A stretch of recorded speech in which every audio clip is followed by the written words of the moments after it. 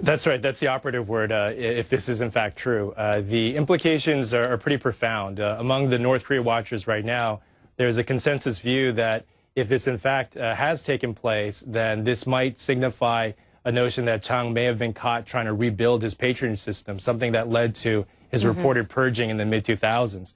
In terms of a positive implication, some see this as perhaps the last part of a power consolidation phase, that Kim Jong-un has in fact removed all of the old guards close to his father and now is basically finalizing his inserting of his own inner group.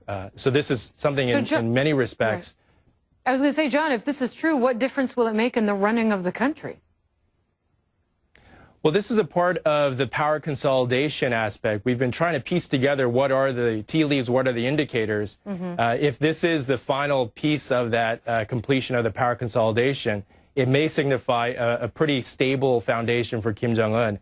Others are saying that we now have to look to China and how the Chinese leadership may be responding to some of these early reports. Chang was seen as a force of stability, and with his removal, I think there will be a lot of concern in Beijing right now. So concern why? Because it might lead to instability, in which case what could happen? Well, Chang was someone who is known to have been very good at monetizing political relationships. Early on, he built these political relationships and then later built business ties through something called Bureau 39, first internationally, then increasingly with Chinese partners. So from that perspective, he was seen as someone who was orienting the regime more towards these type of commercial activities and more of signs of stability. But with his removal, they basically are replaced with a lot of question marks. Well, the I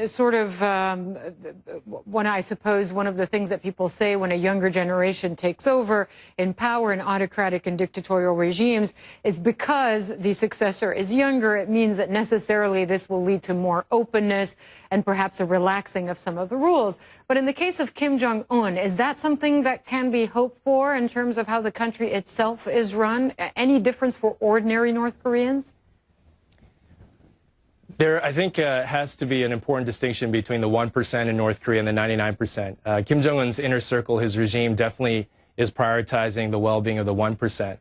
So from that perspective, the 1% is becoming more stable, is becoming more affluent. The 99% are relying more on black markets, informal markets, goods that are coming in from China and whatnot. But overall, I think the key takeaway is this notion that for Kim Jong-un's regime, the removal of someone like Chang Song-taek also has implications in terms of making money for the regime. Who will replace Chang Song-taek if, in fact, he has been removed from that role?